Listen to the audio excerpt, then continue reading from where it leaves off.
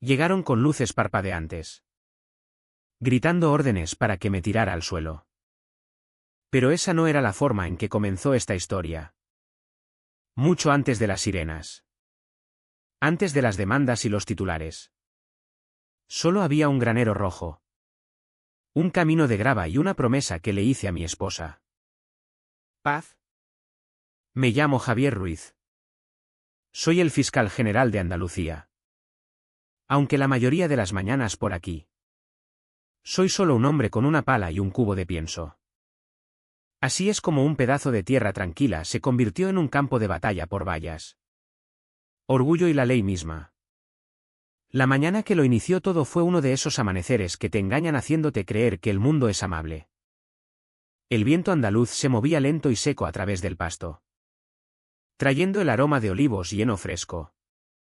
Nuestro viejo granero rojo brillaba tenuemente bajo la primera franja de luz dorada. Y la escarcha en la hierba crujía bajo mis botas al salir.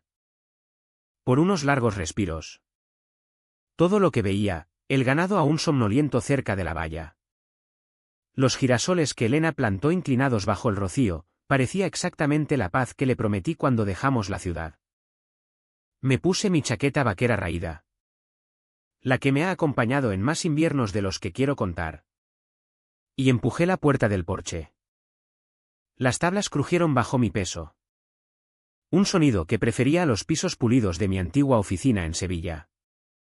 Detrás de mí. La cafetera acababa de empezar a silbar en su temporizador. Y podía oír a Elena girándose en la cama. Aún envuelta en la colcha que su madre hizo años atrás.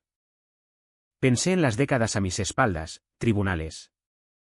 Tormentas políticas. Apretones de manos en los que nunca confié. Y cómo había cambiado todo ese ruido por 45 hectáreas de suelo. Ganado y la lenta honestidad del amanecer. Me dije a mí mismo, aquí fuera. A nadie le importa quién fui. Esa fue la primera mentira que no sabía que estaba contando. Las gallinas ya estaban armando jaleo en la verja. Impacientes por su comida. Esparcí el grano. Vi a los gallos pavoneándose alrededor de mis botas como si fueran reyes de Andalucía. Había una especie de sanación en esa rutina. El raspado de la pala metálica contra el cubo. El suave golpe de los granos cayendo en la tierra. Trabajo que no necesitaba abogados ni titulares. Solo una mano firme. Estaba a mitad de camino llenando el comedero cuando lo oí.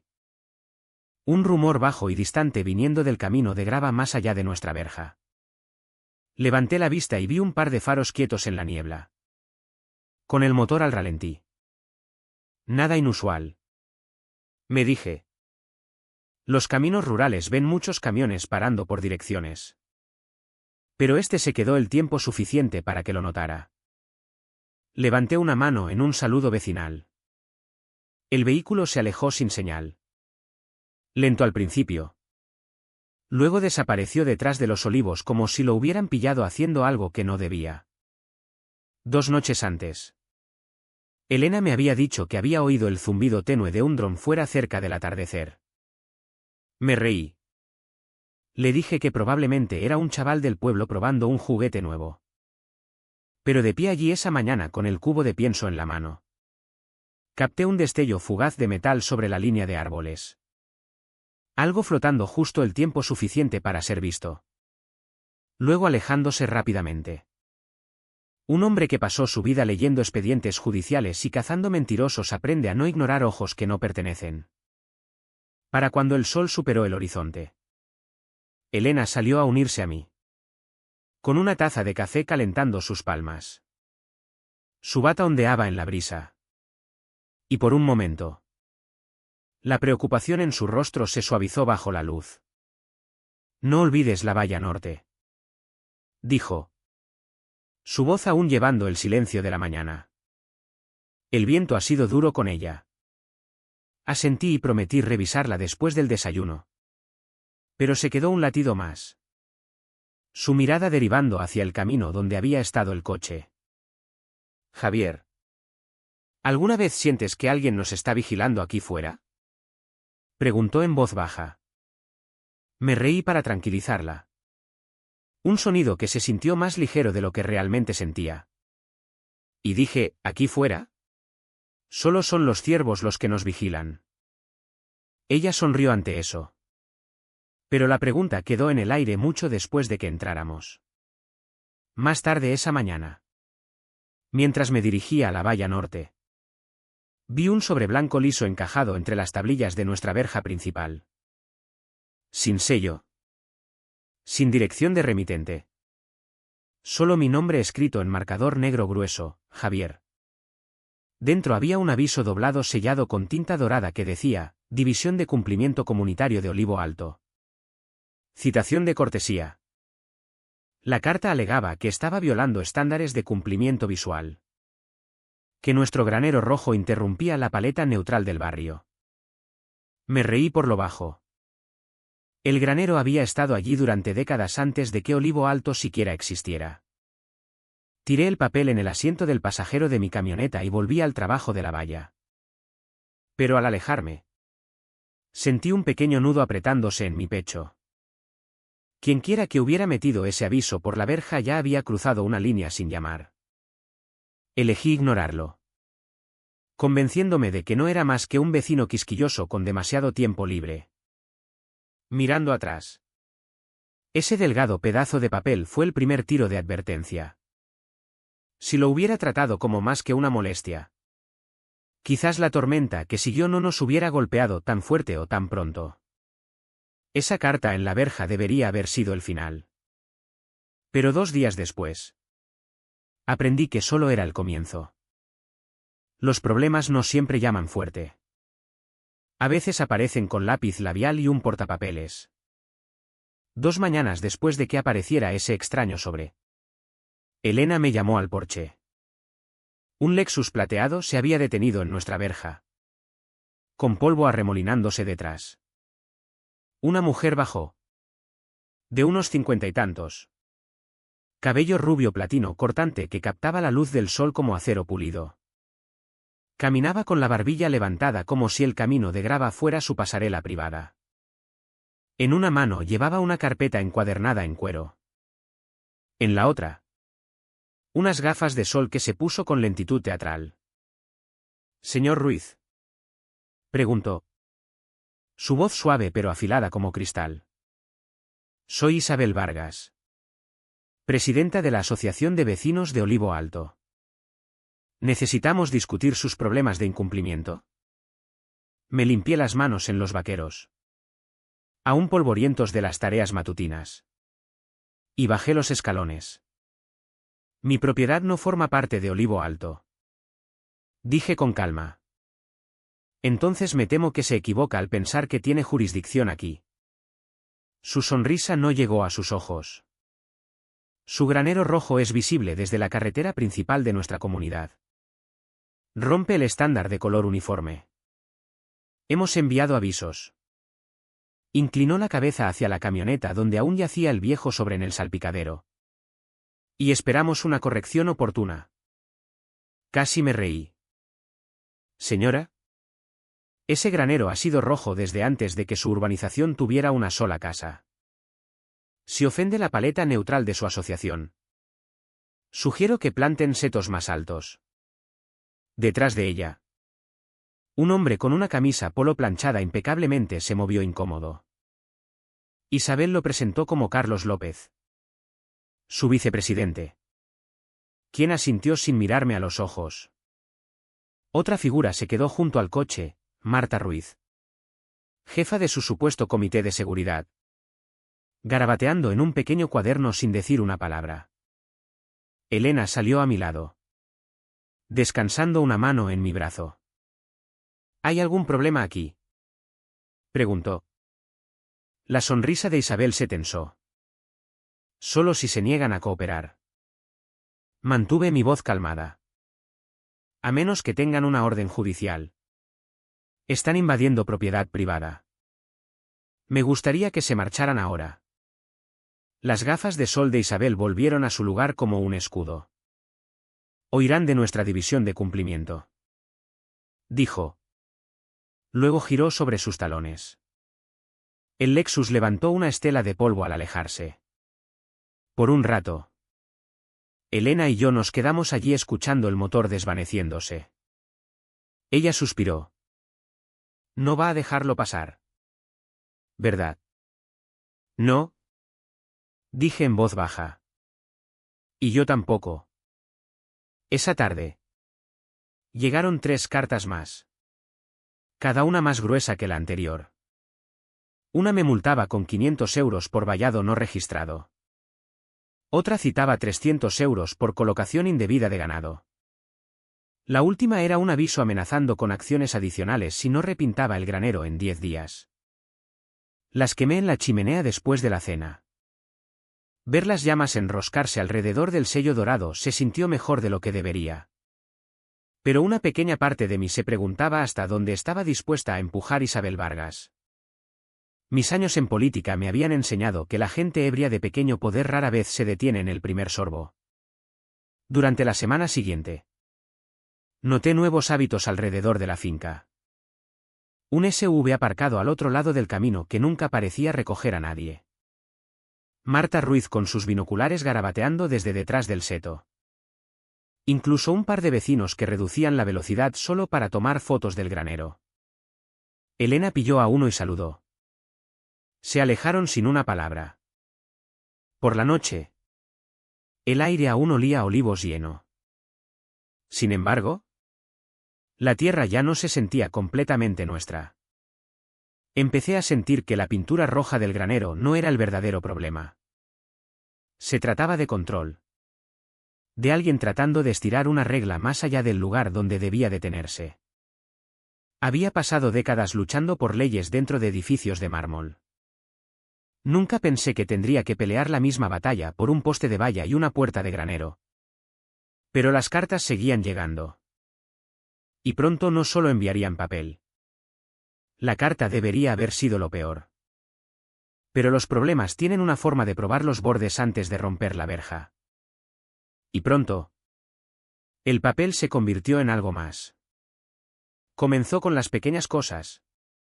Cosas que un vecino podría ignorar al principio. 2 días después de quemar la última citación, encontré una pegatina naranja brillante pegada en nuestro buzón que decía violación pendiente en letras mayúsculas. Sin firma. Sin explicación. Elena la quitó. Pero esa noche, otra pegatina apareció en la verja trasera. No mucho después. El zumbido regresó. El zumbido tenue como de mosquito de un dron. Estaba sentado en el porche con una taza de café cuando lo vi flotar justo sobre la línea de árboles. Su pequeña luz roja parpadeó una vez. Luego se estabilizó como un ojo vigilante. Cuando bajé del porche, se elevó y desapareció en el cielo azul pálido. Elena se inquietó. Empezó a cerrar las cortinas más temprano por la tarde, murmurando que odiaba la sensación de ser observada. Intenté tranquilizarla. Pero yo también lo sentía. El aire alrededor de la finca había cambiado. Como si estuviéramos viviendo dentro del libro de reglas de alguien más. Una semana después de la visita de Isabel, pillé a Marta Ruiz, la supuesta presidenta de seguridad de la asociación, aparcada al otro lado del camino.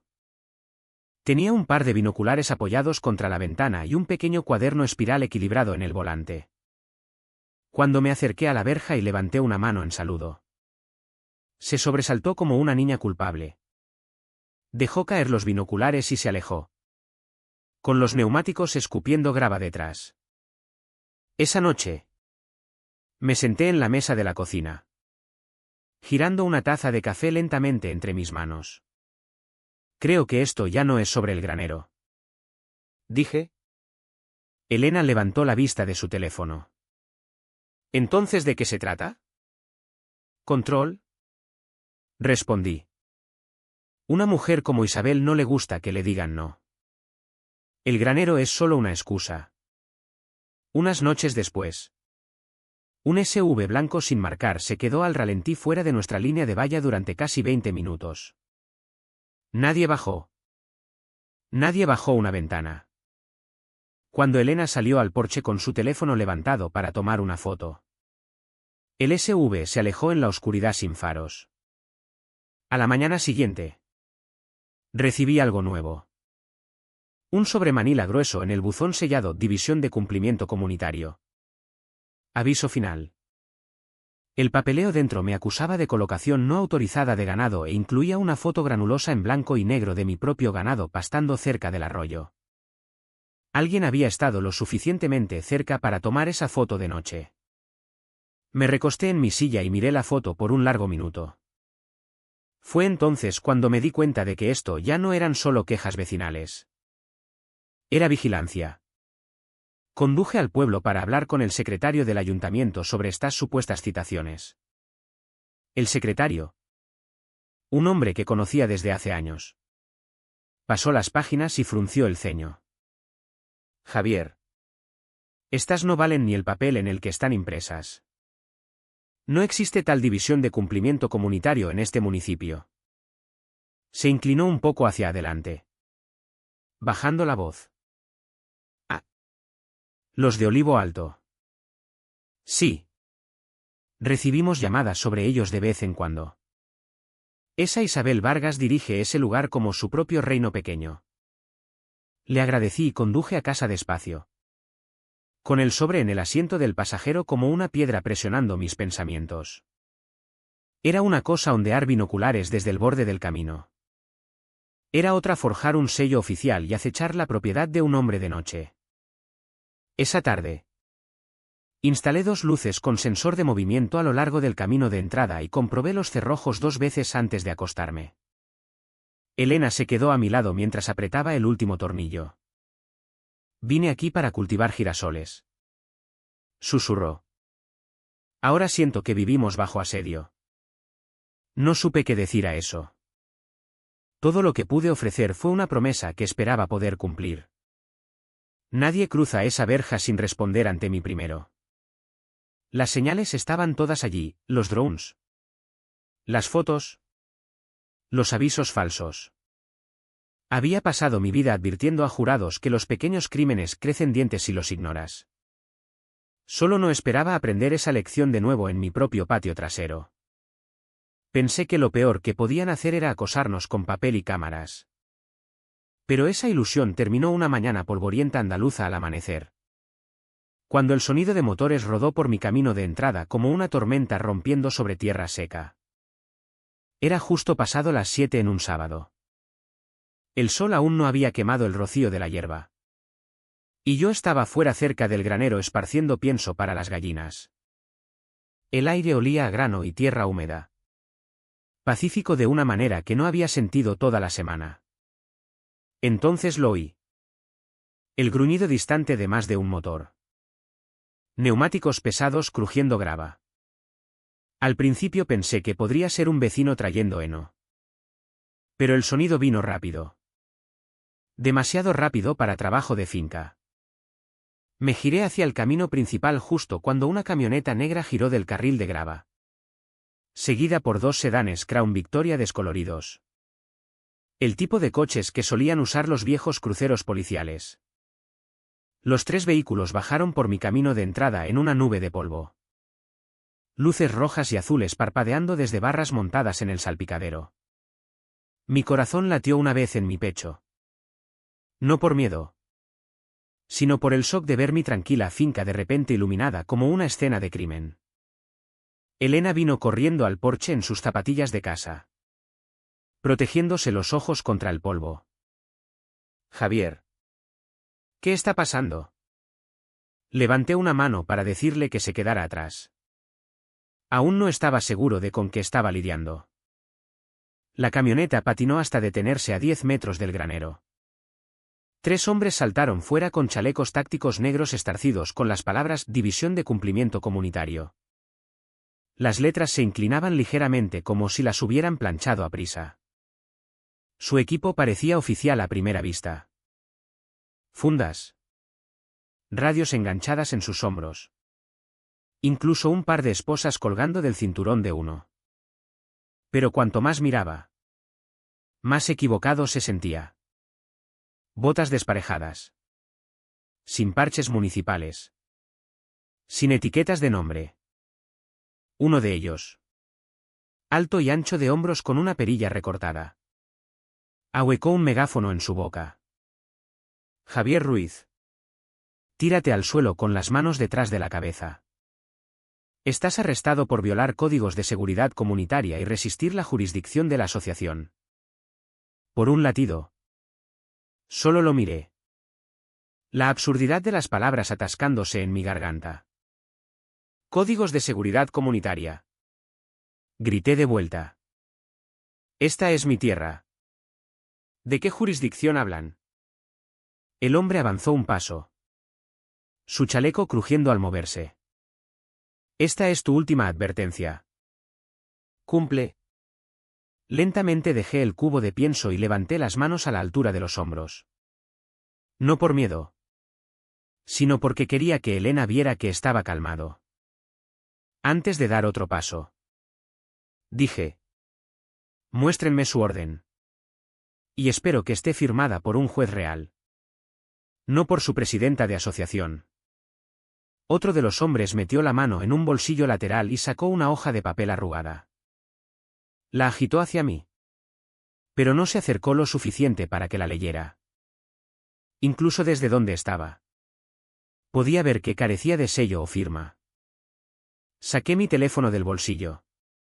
Toqué la cámara y lo levanté. Están siendo grabados en vivo, les dije. Bajo el Código Penal Español. Artículo 556. Hacerse pasar por un agente de la autoridad es un delito grave. ¿Seguros que quieren seguir jugando a policías en mi tierra? Eso captó su atención. El del megáfono se movió inquieto, mirando a la camioneta como esperando que alguien más hablara por él. Desde el porche, la voz de Elena cortó el aire lleno de polvo. Javier. Debo llamar al sheriff. Ya estoy en ello. ¿Cariño? Dije sin mirar atrás. El hombre alto ladró: baja el teléfono. Esta es una detención activa por cumplimiento. No pude evitar reírme. Tienen luces parpadeantes y voces altas. Pero no autoridad. ¿Quieren que me tire al suelo? Mejor traigan la placa real.